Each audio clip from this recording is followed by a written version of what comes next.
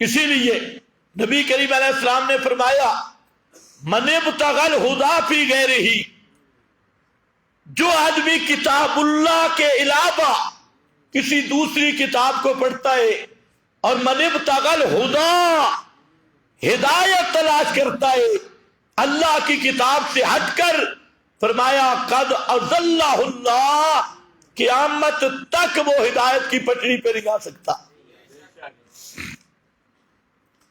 یہی وہ قرآن ہے جس نے عرب کے ان لوگوں پہ انقلاب برپا کیا جو دستخط نہیں کر سکتے تھے، جن کو امی کہا جاتا ہے، امی، نرے ان پڑھ، بکریاں چرانے والے، اونٹنیاں چرانے والے، اور اللہ رب العزت کے ذات کے معاملہ میں ایسے گمراہی میں پڑے ہوئے کہ اللہ کی مانگنے کی بجائے قبروں کی پوجا کرنے والے، مورتیوں کی پوجا کرنے والے، صورتیں بنا کے ان کو سامنے رکھ کے کہ ان کے ساتھ ان کی روحوں کا تعلق ہے، یہ ہمارے کام کروا دیتی ہیں، اور جنگ و جدل، ظلم و تشدد، بربریت اس حد تک کہ اپنی بیٹیاں اپنے ہاتھ سے زندہ دفن کرنے والی کو،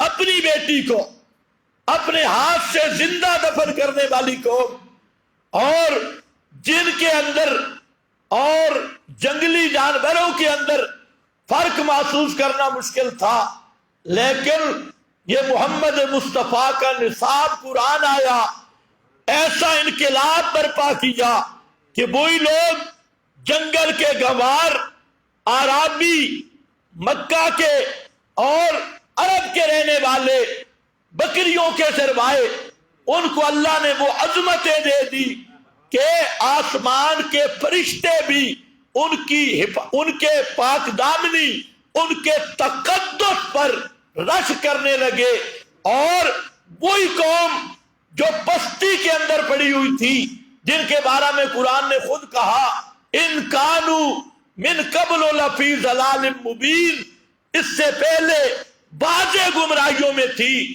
لیکن جب قرآن کا انقلاب آیا ان لوگوں نے قرآن کو سینے سے لگایا، اب وہی قرآن اعلان کرنے لگا اولئک علی ھدی من ربہم واولئک ھم المفلحون، اولئک ھم الراشدون، اولئک ھم الصادقون، اولئک ھم الصدیقون، اولئک حزب اللہ۔ انہی کو کہا کہ یہ میری فوج تیار ہو گئی۔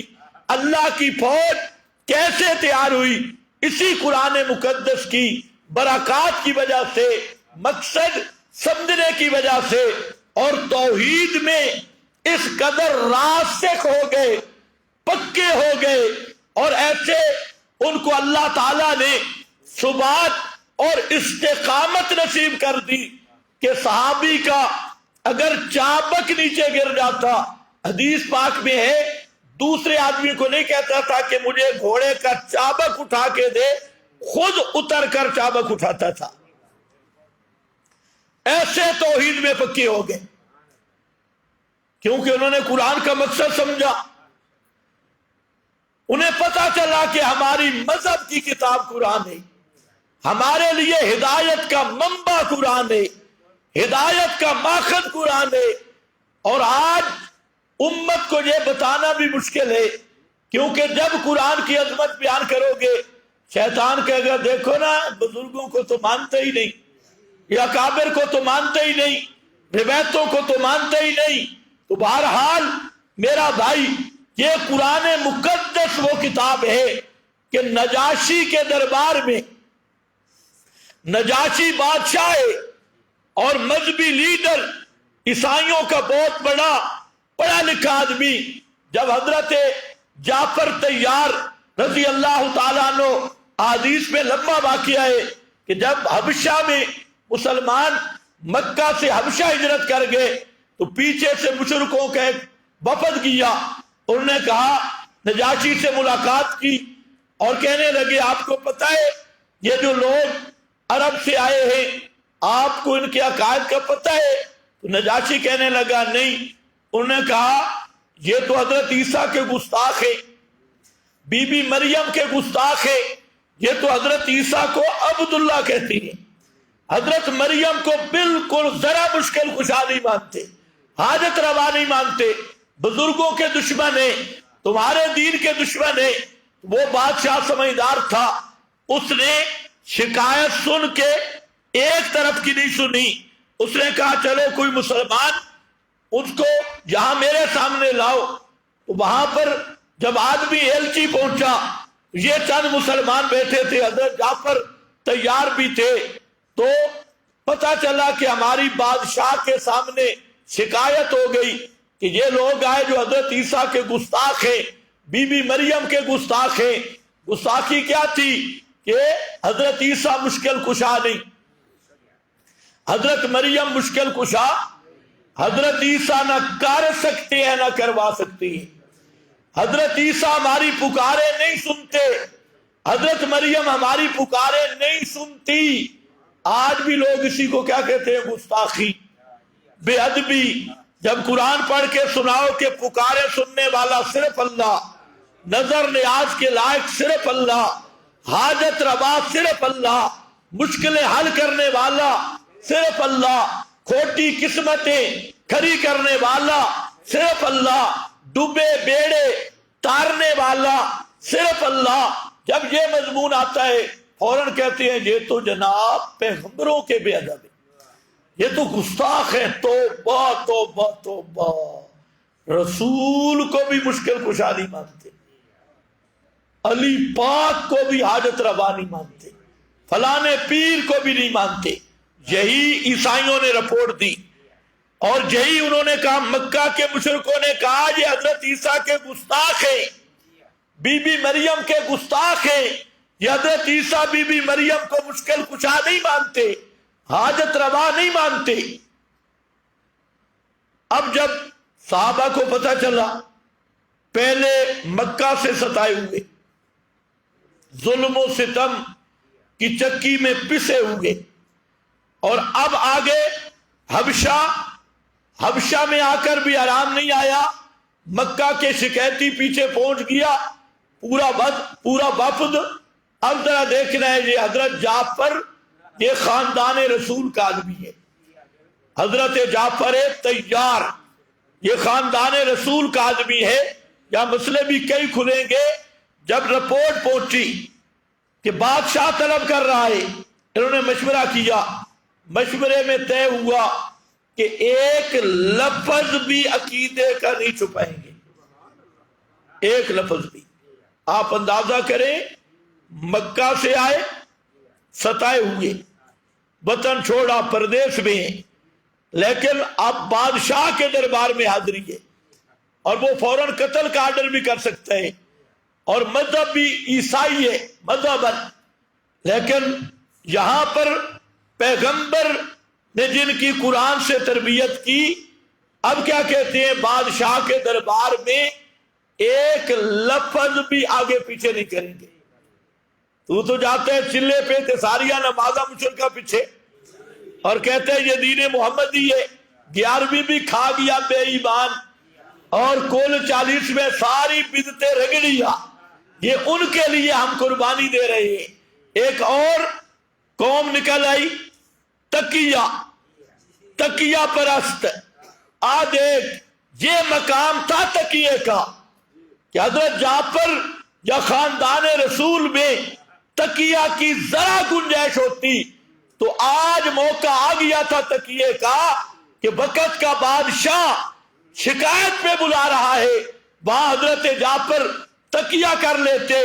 لیکن یاد رکھو، تقیہ اور ایمان یہ کبھی جمع نہیں ہو سکتے. یا ایمان رہے گا یا تقیہ رہے گا، سوال ہی پیدا نہیں ہوتا. خاندان رسول کے اندر تقیے کا تصور ہی نہیں، اور یہ پورا مذہب نکلا ہے تقیہ تقیہ تقیہ. حضرت جعفر آئے بادشاہ کے سامنے، بادشاہ نے پوچھا، سارے علماء موجود، بڑے بڑے پادری موجود، پوری مذہبی قیادت موجود، بادشاہ خود عالم اپنے مذہب کا۔ اس نے کہا بتاؤ حضرت عیسیٰ بی بی مریم کے بارے میں کیا خیال ہے تمہارا، اپنا عقیدہ بیان کرو۔ حضرت جعفر کھڑے ہوئے اور سورہ مریم کی تلاوت شروع کی۔ پیغمبر کا صحابی تھا، ادھر تلاوت کر رہا ہے اور نجاشی قرآن سن کر رونا شروع ہو گیا، اس کے آنسو جاری ہو گئے۔ وہاں پر جو اساتین بیٹھے تھے وہ نجاشی کو دیکھ رہے ہیں، حضرت جعفر تلاوت کر رہا ہے اور نجاشی رو رہا ہے۔ اس کو قرآن پاک نے بھی اس کے آنسوؤں کا ذکر کیا، اس کے رونے کا ذکر کیا۔ تو خیر یہ جب حضرت جعفر نے تلاوت ختم کی تو اس نجاشی نے ایک ٹنکا اٹھایا، ٹنکا اٹھا کے کہتا ہے اللہ کی قسم اٹھا کے کہتا ہوں، جو قرآن نے حضرت عیسیٰ کی شان بیان کی، حضرت عیسیٰ کا مرتبہ اس ٹنکے کے برابر بھی اس سے زائد نہیں ہے۔ سارے مولوی ناراض، ساری قیادت ناراض کہ تو بھی ان سے متاثر ہو گیا۔ انہیں کیا پتا بابا یہ قرآن کا اثر ہے، قرآن جہاں گیا یہ ہے ہدی للناس، یہ وہ پیغمبری انقلاب کی بنیاد جو دلوں کو بدل دینے والی کتاب اور دلوں پہ انقلاب برپا کر دینے والی کتاب۔ ساری پبلک مخالف ہو گئی اور نجاشی اپنے موقف پہ ڈٹ گیا، حتیٰ کہ نجاشی فوت ہوا تو پیغمبر کریم کو اللہ نے بذریعہ وحی اطلاع دی، اور یہ نجاشی وہ ہے جس کے لیے پیغمبر کریم نے، نجاشی کی میت وہاں تھی، اللہ نے درمیان سے پردے اٹھائے اور پیغمبر کریم نے نجاشی کا جنازہ مدینے میں پڑھا، مدینہ میں جنازہ پڑھا، مرا وہاں تھا۔ توجہ ہے نا؟ ایک ادھر اور ٹولہ نکلا ہے غیر مقلدین، انہوں نے ہر ایک کا غیبانہ جنازہ منڈا ہوئے ہیں، بالکل عقل سے خالی قوم، بعض خصائص سے، ورنہ کئی صحابہ غیبانہ فوت ہوئے، آپ نے کسی کا جنازہ نہیں پڑھا۔ تو نجاشی کا اس کی وجوہات ہیں، اب وقت نہیں کہ میں بیان کروں، یہ خصائص کا باب ہے، اور وہاں نجاشی کا جنازہ پڑھا، باقیوں کا نہیں پڑھا۔ تو تم نے طریق کیا بنا لیا، ایک چیز لی دوسری چھوڑ دی، خصائص کو تم نے عام کر دیا۔ خیر آ واپس، یہ ہے وہ قرآن مقدس کہ نجاشی سن کر، تلاوت سن کر مسئلہ سمجھ گیا، تیرے گھر میں قرآن ہے، تو ابھی بھی مردوں کے سننے کا قائل ہے، قرآن گھر پڑا ہے اور ابھی بھی بابے والی روایت لے کے پھر رہا ہے، قرآن گھر پڑا ہے، مانگنے کے لیے تو اب بھی گولڑا شریف کی قبر پہ کھڑا ہے، بڑی امام پہ کھڑا ہے۔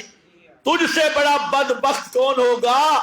اللہ کی توحید کا خزانہ تیرے پاس موجود ہے، قرآن مقدس پورا نصاب موجود ہے، لیکن تو قرآن کی طرف آئے ہی نہیں۔ قرآن وہ ہے معروف واقعہ بیان کرنا مقصد نہیں، صرف تذکیر یاد دہانی مقصود ہے کہ فاروق اعظم رضی اللہ تعالیٰ عنہ جو جرت اور استقامت کے اپنے دور جہلیت میں بھی پہاڑ تھے۔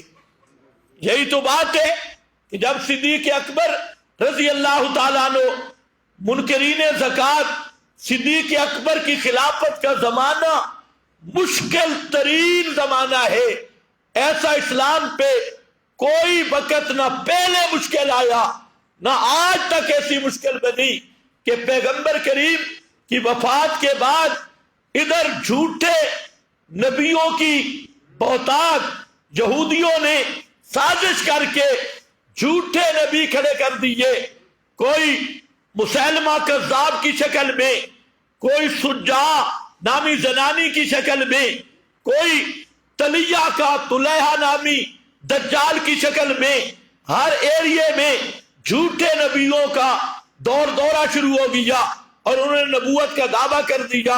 ایک طرف یہ فتنہ، دوسری طرف جو معاہد تھے جنہوں نے معاہدے کیے ہوئے تھے وہ سب معاہد اپنا عہد چھوڑ کے کہ ہمارا معاہدہ جو امن کا تھا ڈر کی وجہ سے وہ پیغمبر کے زمانے تک تھا، اب ہمارے وہ معاہدے نہیں، وہ سارے وہ بھی میدان میں، اور ادھر رومی سارے اکٹھے ہو کر وہ بھی فوج کشی کرنے لگے۔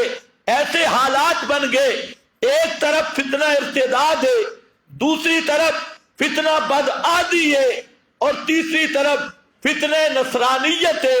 سارے جمع ہو کے فوجیں مدینہ کی طرف آ رہی ہیں، ادھر مرتدوں کی فوجیں بھی مدینہ کے رخ پہ اور بدعادوں کی فوجیں بھی مدینہ پہ چڑھائی کرنے کے لیے، اور عیسائیوں کی فوجیں بھی مدینہ پہ چڑھائی کرنے کے لیے۔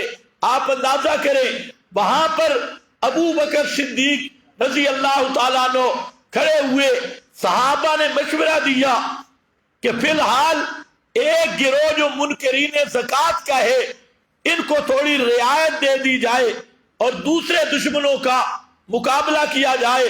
تو حضرت صدیق کے سامنے فاروق اعظم نے یہ جب مشورہ رکھا تو حضرت صدیق اپنے ایمان کے جذبہ میں گرج کے بولے کہ عمر تو وہی نہیں جو جہلیت میں تو بڑا بہادر تھا، خوار فی الاسلام، اور آج اسلام میں تو بزدل بن گیا۔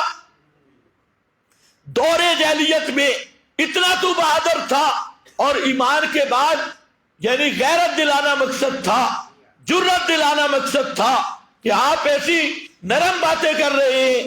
اور فرمایا سنو، ایون کسو بانا حیون، کعبہ کے رب کی قسم ابو بکر زندہ ہو اور پیغمبر کیا دین ایون کسو اس کی کسی ایک کڑی کو بھی نقصان پہنچایا جائے، یہ نہیں ہو سکتا۔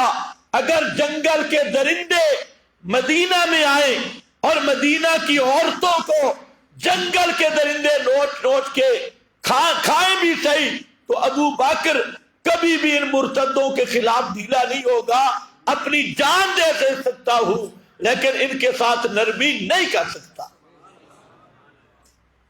حضرت فاروق اعظم نے سنا، کچھ سوچا، حضرت فاروق نے ایک حدیث بھی پیش کی تھی، یہ دعا کرو کہ وہاں کوئی غیر مقلد نہیں تھا۔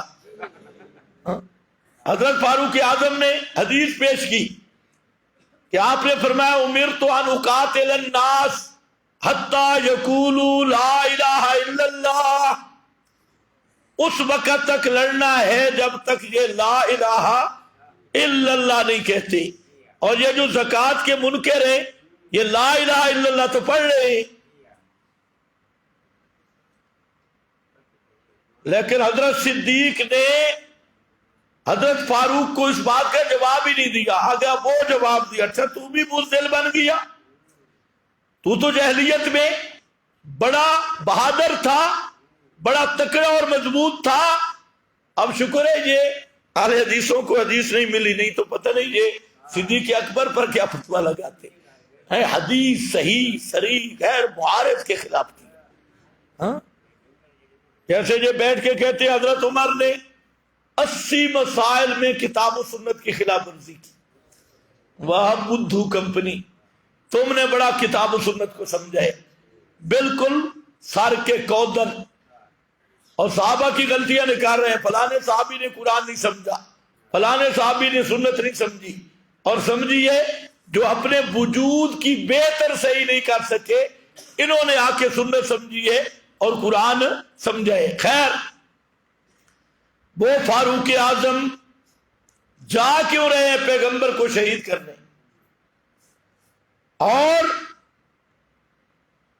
جب اطلاع ملی کہ جس آگ کو بجھانے جا رہا ہے وہ تو تیرے گھر تک پہنچ گئی،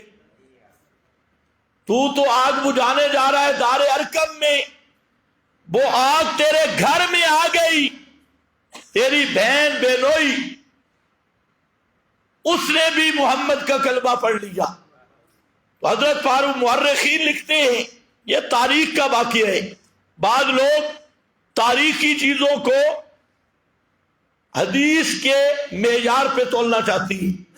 یہ مورخین نے لکھا کہ وہاں حضرت فاروق اعظم آئے، اندر قرآن پڑھا جا رہا تھا، اور ظاہر بات ہے وہ قرآن سمجھتے تھے، اس لیے میں کہہ سکتا ہوں اندر درس قرآن ہو رہا تھا، قرآن پاک کی تلاوت ہو رہی تھی۔ بہن انہوں نے دستک دی، آواز دی، وہ سمجھ گئے، وہ قرآن جس چیز پہ لکھا تھا انہوں نے سائڈ پہ کر لیا۔ حضرت فاروق اعظم آئے بڑے جوش میں، اور بہن سے پوچھا کیا چیز تھی؟ انہوں نے کہا جو بھی ہو آپ کو کیا مسئلہ ہے؟ انہوں نے کہا میں نے سنا ہے آپ بھی مسلمان ہو گئے۔ انہوں نے کہا اس میں تو کوئی شک نہیں، یہ تو آپ نے ٹھیک سنا ہے، اس میں کوئی شک نہیں۔ اچھا سناؤ۔ بہن نے وہ کلمات سامنے نہیں کیے کہ کہیں بے ادبی نہ ہو جائے، بے ادبی نہ کرے۔ خیر لمبا واقعہ، مار کٹائی ہوئی، وہ بھی فاروق اعظم کی بہن تھی، اس نے کب شکست ماننی تھی۔ آخر فاروق اعظم کو بھی رحم آیا اور کہنے لگے چلو وہ کلمات سنا تو دو۔ کیا پڑھ رہی تھی؟ بہن نے وہ کلمات سنائے۔ کلمات سننے تھے کہ فاروق اعظم کے دل کی دنیا بدل گئی۔ جو قتل کرنے جا رہے تھے آج وہ دروازے پہ جا کے اسلام کا ستون بن کے پیغمبر کی گود میں گر گئے۔ یہ ہے قرآن مقدس کا وہ اثر۔ یہ تو انسانوں پہ انقلاب، انسانوں پہ انقلاب، اور جنات کا حال دیکھو۔ صرف یاد دہانی کروا رہا ہوں کہ جنات، جن قوم، انہوں نے قرآن مقدس چند لمحات سمجھا بھی نہیں، یعنی تعلیم نہیں تھی، سمجھا نہیں کا مطلب ہے تعلیم نہیں تھی، درس تدریس نہیں تھی، انہوں نے تلاوت میں قرآن سنا۔ صبح کی نمازیں اور پیغمبر کریم نماز پڑھا رہے ہیں، جنات وہ چکر لگاتے ہوئے وہاں پہنچے وادی نخلا میں، تو آپ کی تلاوت کی آواز سنی اور انہوں نے قرآن کو سننا شروع کیا۔ اس تلاوت کے دوران قرآن سن کے دن واپس ہونے لگے۔ اللہ تعالیٰ نے ان جنات کے تاثرات سورہ جن میں ذکر کیے، قرآن پاک کی پوری سورت اتار کے جس کا نام بھی سورت الجن، اس میں بیان کیے۔ وہ پیغمبر کے پیچھے کھڑے رہے، اللہ کے محبوب کو بھی پتہ نہیں چلا کہ جن میری تلاوت سن کے جا رہی ہے۔ اس نے فرمایا وَلَقَدْ أُوحِيَ إِلَيَّ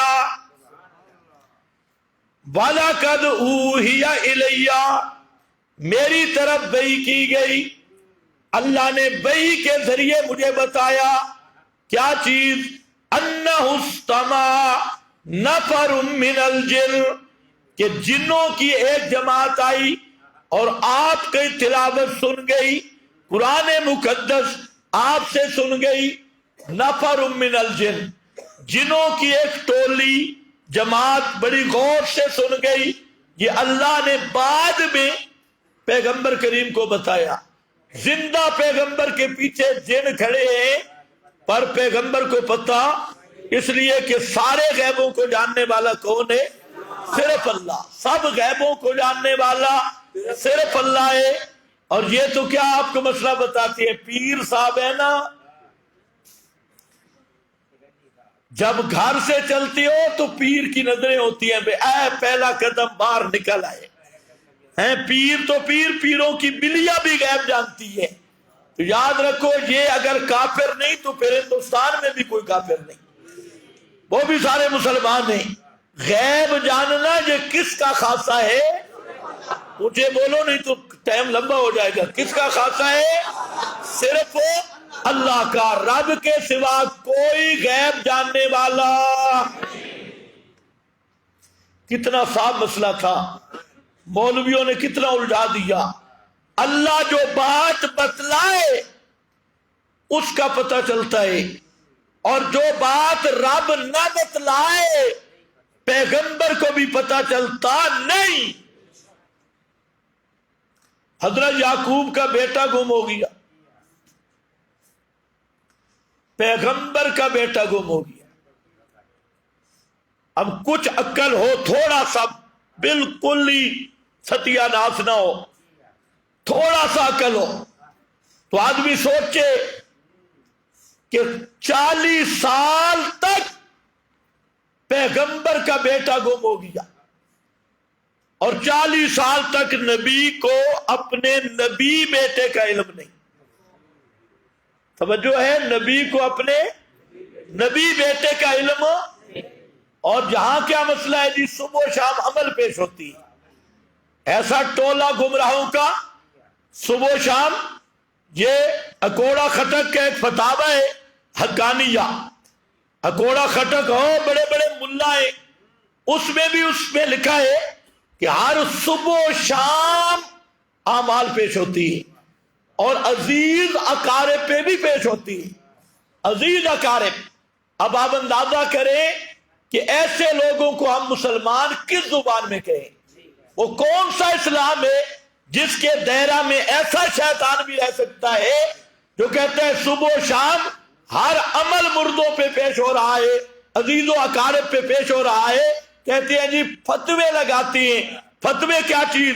ایسے پنڈت کو ہم مسلمان مان لیں جہاں زندہ پیغمبر ہے, بیٹا بھی پیغمبر ہے, 40 سال تک جدا ہو گئے, لیکن زندہ پیغمبر کو اپنے بیٹے کا علم نہیں ہے. مشورہ ساتھ ابتدا ہوئی. ایک کمرے میں حضرت یعقوب ہے, ساتھ والے کمرے میں بیٹے مشورہ کر رہے ہیں کہ یوسف کو کس تدبیر سے ہم لے جائیں گے, باپ کے سامنے کیا بہانے بنائیں گے.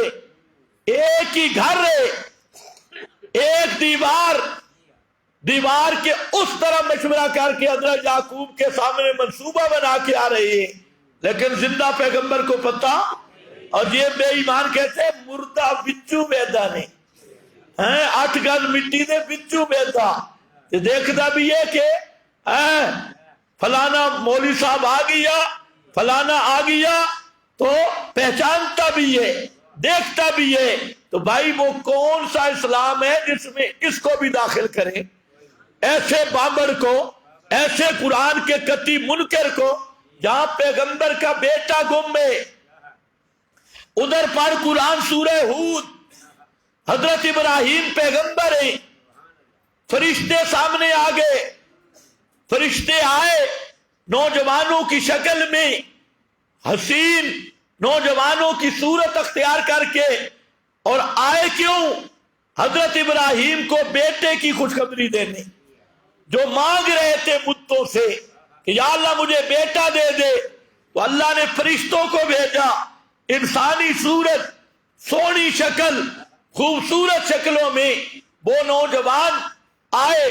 حضرت ابراہیم نے ان کو بٹھایا, اور قرآن کہتے ہیں حضرت ابراہیم گئے, جا کے بچڑا ذبح کیا. مہمانوں کے اکرام میں بچڑا ذبح کیا. اس کو بھون تل کر حضرت ابراہیم ان کے سامنے لائے. درمیان میں ایک دیوار کا فاصلہ ہے.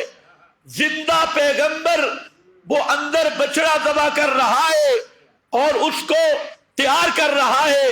بار آیا. اللہ نے یہ واقعے کیوں بتائے؟ اسی عقیدہ کو سیدھا کرنے کے لیے کہ تیرے اندر سے شرک کے جراثیم نکلے اور میری توحید عظمت تیرے دل میں آئے. تو وہاں پر فرشتے سامنے بیٹھے ہیں, حضرت ابراہیم کھانا آگے کرتی, اور پیغمبر کے گھر کا پکا ہوا کھانا, اور وہ بھی بچہ بوڑھا اور وہ بھی بھونا تلا ہوا، بعجل حنیذ، بڑا مزیدار، زبردست پکا پکایا۔ اب پیغمبر نے دیکھا، فلما رأى ایدیہم لا تصل الیہ، پیغمبر نے دیکھا ان کے ہاتھ کھانے کی طرف نہیں آ رہے، کھانا سامنے پڑا ہے پر ان میں کوئی جنبش بھی نہیں ہوئی، کوئی اشتیاق بھی نظر نہیں آیا۔ اور حضرت ابراہیم کہنے لگے قوم منکرون، میں نے تمہیں پہچانا نہیں، تم کون ہو؟ نکرہم اوپرا سمجھا، کیونکہ وہاں پر یہ رواج تھا کہ اگر کوئی کسی کے گھر کا نمک ہی کھا لیتا، پانی پی لیتا، روٹی کھا لیتا تو اس کا وہ نقصان نہیں کرتا تھا۔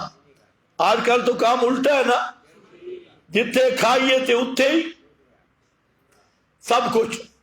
وہاں پر مسئلہ یہ تھا، تو حضرت ابراہیم نے دیکھا بھئی یہ تو کوئی دشمن لگتی ہیں، انہوں نے کھانا نہیں کھایا، اتنا بہترین پکا ہوا۔ اللہ نے فرمایا ناکرہم، زندہ پیغمبر نے سامنے بیٹھے ہوئے فرشتوں کو نہیں پہچانا۔ ناکرہم باوجس فی نفسی خیفہ، حضرت ابراہیم ڈر گئے اور پسینہ بھی آنے لگا، اور ساتھ کہتے ہیں قوم منکرون،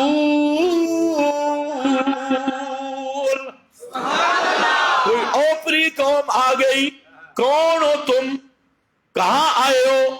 اب جب حضرت ابراہیم ڈرے، انہوں نے کہا انا ارسلنا الی قوم لوط، ہم اوپر سے بشر ہے، اندر سے نوری ہے، ہمیں فرشتے بشری لباس میں آگے۔ اب ایمان سے بتاؤ، جب حضرت ابراہیم نے سنا تب حضرت کا ڈر ختم ہوا، اور اب یجادلنا فی قوم لوط، تو ذہب الروع، جب تک ڈر تھا پہلے تو سوچ رہے تھے یا اللہ یہ کون ہے، یہ کوئی میرے دشمن آ گئے حملہ آور ہونے کے لیے۔ اب تھوڑا سا اللہ نے عقل دیا ہو، آدمی اسی واقعہ کو سوچے، سارے مسئلے حل ہو گئے۔ زندہ پیغمبر، سامنے فرشتے بیٹھے ہوئے، اور فرشتوں کا لباس بشری ہے، لباس اتنا ہوگا، لباس بشری ہے، پر پیغمبر، زندہ پیغمبر، جاگتے ہوئے پیغمبر، خلیل پیغمبر، شانوں والے پیغمبر، انہوں نے اندر نہیں دیکھ سکا کہ حقیقت نور ہے، لباس بشری ہے، حقیقت نور ہے۔ حضرت ابراہیم نہیں پہچان سکے، اور جو کچھ چار دیواری کے اندر ہوا فرشتے نہیں دیکھ سکے۔ اگر فرشتوں کو پتا ہوتا، حضرت کا بچہ نقصان نہ کرنے دیتے، اس وقت ہی بتا دیتے حضرت جی ہم نے کھانا نہیں کھانا، یہ تکلیف نہ کرو، فرشتے چار دیواری کے باہر ہیں، ان کو اندر کا پتہ نہیں، پیغمبر کے سامنے ہیں، پیغمبر کو فرشتوں کے اندر کا پتہ نہیں۔ زندہ پیغمبر کو اللہ نے یہی مسئلہ سمجھایا، قُلْ لَا يَعْلَمُ مَنْ فِي السَّمَاوَاتِ وَالْأَرْضِ الْغَيْبَ إِلَّا اللَّهُ، آسمان و زمین کے غیبوں کو جاننے والا صرف زندہ پیغمبر بھی جانتا۔ تو تے مردہ دے پیچھے لگا، مردے نو پتہ لگتا ہے، یا تو زندہ پیغمبر اور سامنے بیٹھے ہوئے فرشتوں کو بھی پہچان سکے نہیں تو اور یہ قرآن واقعات کیوں بتا رہا ہے؟ یہی فرشتے حضرت لوط کے پاس پہنچے، خوبصورت نوجوانوں کی شکل میں، اور قوم لوط گندی عادتوں والی خبیث قوم، وہ دوڑ کے آ گئی کہ ہمارا شکار ہاتھ لگ گیا۔ اب اللہ کی حکمت، فرشتوں نے ابھی تک بتایا نہیں حضرت لوط کو کہ ہم کون ہیں۔ حضرت لوط نے دیکھا، کہتے ہاذا یوم عصیب، آج بڑا مشکل وقت آ گیا، میرے مہمان بھی آ گئے، قوم بھی آ گئی۔ تو حضرت لوط رو پڑے اور کہتے ہیں یا اللہ میں کدھر جاؤں، آج کوئی میرا خاندان مضبوط ہوتا تو آج وہ میرا ظاہری تعامل کرتا ماتحت الاسباب او آبی الی رکن شدید۔ فرمایا لو ان لی بکم قوہ، آج اگر میری طاقت ہوتی بے ایمانو میں تمہارا مقابلہ کرتا، جب میرے ساتھ کوئی افراد ہوتے، فوجی طاقت ہوتی، کوئی اور لوگ میرے ساتھ ہوتے، میں تمہیں مہمانوں کو رسوا نہ کرنے دیتا۔ جب حضرت لوط پریشان اور پریشانی میں حد سے بڑھ گئے اور منتیں کرنے لگے قوم کو کہ الیس منکم رجل الرشید، تم میں کوئی ایک بھی بھلے مانس نہیں، ایک بھی شریف آدمی نہیں، اور خدا کے بندو وہ میری قوم کی بیٹیاں جو تمہارے گھروں میں ہیں ان سے اپنا مقصد پورا کرو، کیا تم میں کوئی سوچنے والا نہیں؟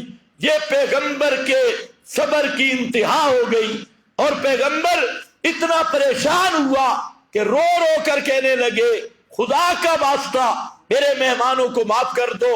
جب یہ حالت پہنچی تو اس وقت فرشتے بولے پر گھبرا نہیں، ہم تو آئے انہی کا ستیہ ناش کرنے۔ اب دیکھو زندہ پیغمبر سامنے بیٹھے ہوئے فرشتوں کا پتہ، تیرے پیران دیا بلیاں غیب جان دیا، تیرے حضرت صاحب کو یہ بھی پتا ہوتا ہے کہ بھینس رات کتنی کروٹیں بدلتی ہے، اور مرید پیر مرید کے ہر آن ساتھ ہے، کسی وقت جدا نہیں، ہر ویلے پیران دیا نظرہ۔ تو میرا بھائی اگر یہی عقیدہ ہے نا پھر روزہ نہ رکھ، روزہ شوزہ تجھ پہ نہیں ہے، پھر مشکل میں نہ پڑ، تیرے اور مکہ کے مشرک ابو جہل میں ایک انچ کا فاصلہ نہیں، بالکل وہی شرک ہے۔ غیب جاننا یہ میرے رب کا خاصہ ہے، ہر ایک کے حالات کو جاننے والا یہی تو قرآن عقیدہ بتانے آیا، ہدی للناس، یہی تو بات بتائی قرآن مقدس نے۔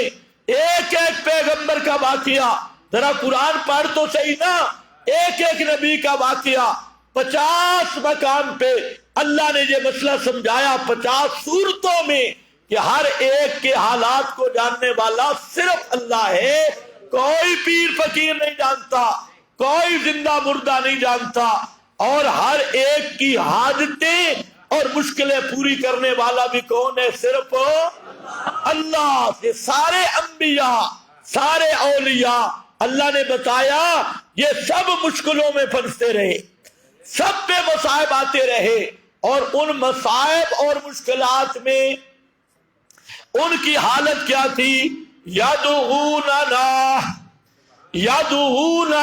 رغبا ورہبا وکانوا لنا خاشعین،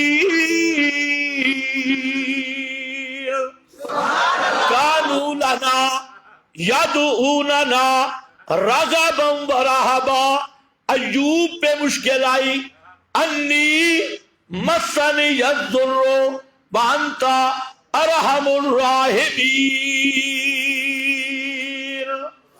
کسی دربار پہ نہیں گئے، کسی پیغمبر کو نہیں پکارا، آج تے خاکے شفا، فلانے بابے کی خاکے شفا۔ اللہ فرماتے ہیں وَأَيُّوبَ اِذْ نَادَى رَبَّهُ انی مسنی الضر وانت ارحم الراحمین۔